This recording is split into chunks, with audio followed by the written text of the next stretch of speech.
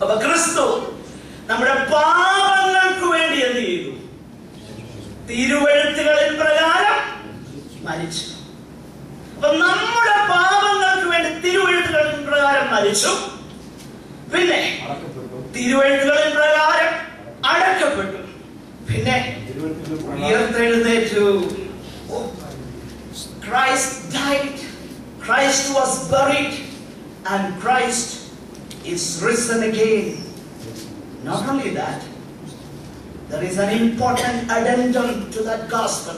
He is coming again. Hallelujah. അവ മടങ്ങി വരും. ഇതാ സുവിശേഷം. എന്റെ പ്രിയരെ, ഈ മെസ്സേജ് ഇല്ലാത്ത സുവിശേഷമല്ല. ഈ മെസ്സേജ് അല്ലാതെ കൈവക്കുകയോ കാർഡ് സൈൻ ചെയ്തോ സഭയിൽ വരുന്നവർ വീണ്ടും ജനിച്ചവരാണോ എന്ന് എനിക്ക് ന്യായമായ സംശയമുണ്ട്. ഞാനല്ല ജഡ്ജ്, ദൈവത്തിനറിയാം. എന്റെ പ്രിയരെ, so it is so important how a person is born again. തെസ്സലോനിക്കയിൽ ഉള്ളതാകുന്ന ആ സഭ എങ്ങനെ ഉടലെടുത്തെന്ന് പൗലോസ് പറയുക.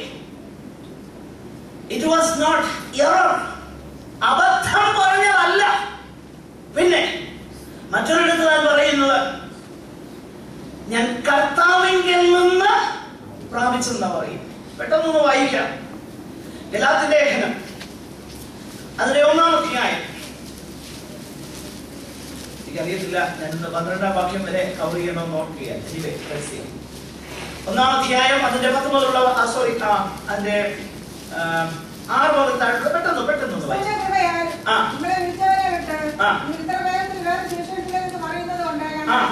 നോക്കിയ 1-ാം നൂറ്റാണ്ടിൽ തന്നെ എന്തുകൊണ്ടെന്ന് അറിയാമോ? വേറൊരു സുവിശേഷം, another gospel. ആ വാക്യം മാത്രം പോരാ, ഒരു വാക്യം കൂടി. 2 കൊരിന്ത്യർ അതിന്റെ 11-ാമത്തെ അധ്യായം. 2 Corinthians 11-ാം അധ്യായം 1-2 വാക്യങ്ങൾ. നിങ്ങൾ എന്റെ പക്കൽ അസാരം ബുദ്ധിക്കുന്നത് പുറത്തുകൊണ്ടാൽ കൊള്ളായിരുന്നു, അതേ നിങ്ങൾ എന്നെ പുറത്തുകൊള്ളുന്നുവല്ലോ. ഞാൻ നിങ്ങളെ കുറിച്ച് ദൈവത്തിന്റെ എരിവോട് എരിയുന്നു.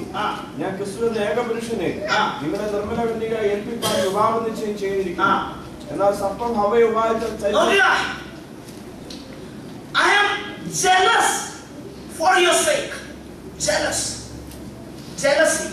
അതിനെ കുറിച്ച് ഞാൻ വിവരിക്കാൻ ആഗ്രഹിക്കുന്നില്ല.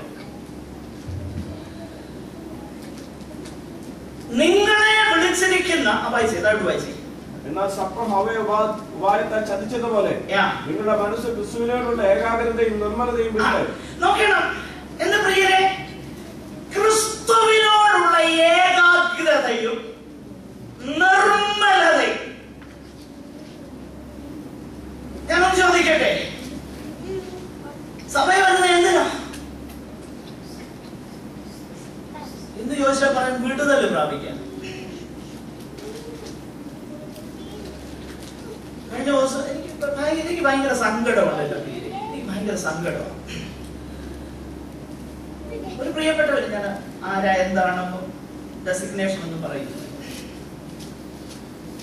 അദ്ദേഹം എന്നോട് പറയുകയാണ്, ജനങ്ങൾ വരുന്നത് കുറച്ച് വിടുതൽ പ്രാപിക്കാനൊക്കെ അല്ലേ, അപ്പൊ ആ രീതിയിലൊക്കെ പറയണം.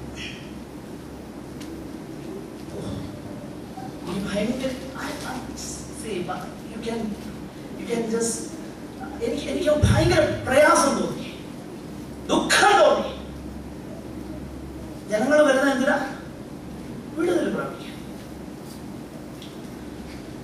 And there is a slow trend.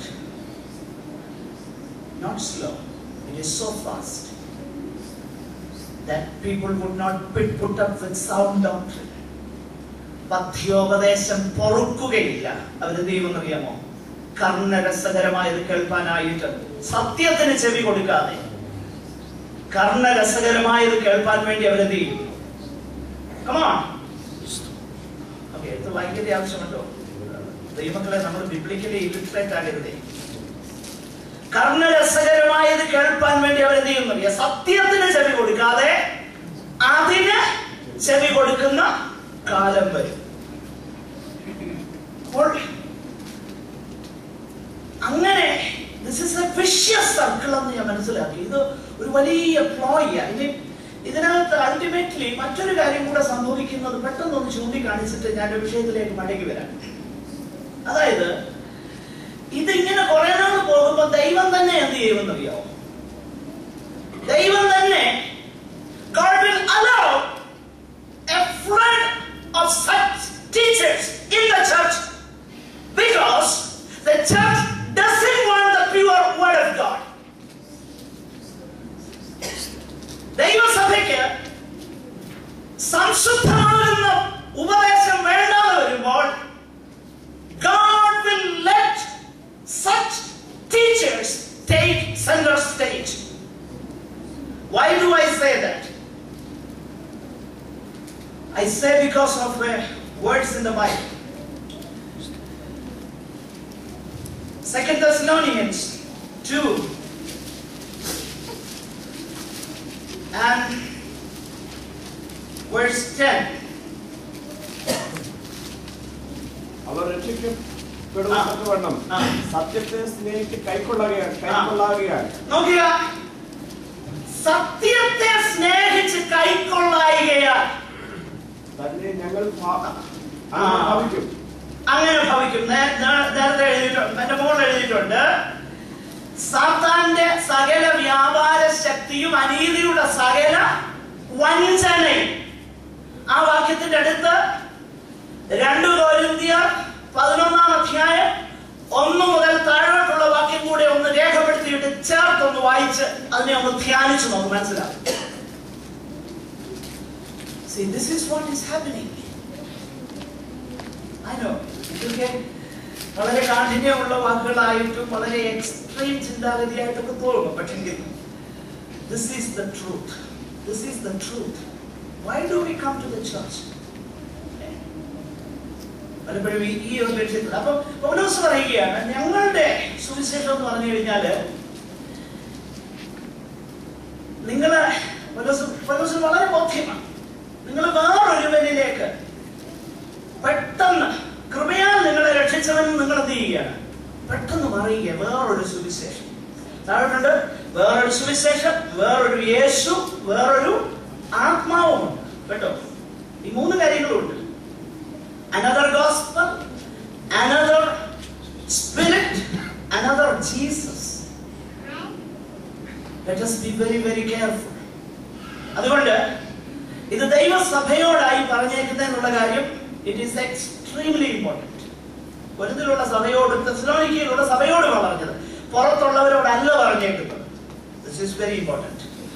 പൗലോസ് പറയുകയാണ്, എനിക്ക് വളരെ കൺവിക്ഷൻ ഉണ്ട്. നമ്മൾ ആ ഗലാത്യ ലേഖനത്തിലെ 1-ാം അധ്യായം 10 മുതൽ താഴോട്ട് വായിച്ച് നോക്കി കഴിഞ്ഞാൽ പൗലോസ് വളരെ കൺവിക്ഷനോട് കൂടെ പറയുകയാണ്, it is not Christ plus something.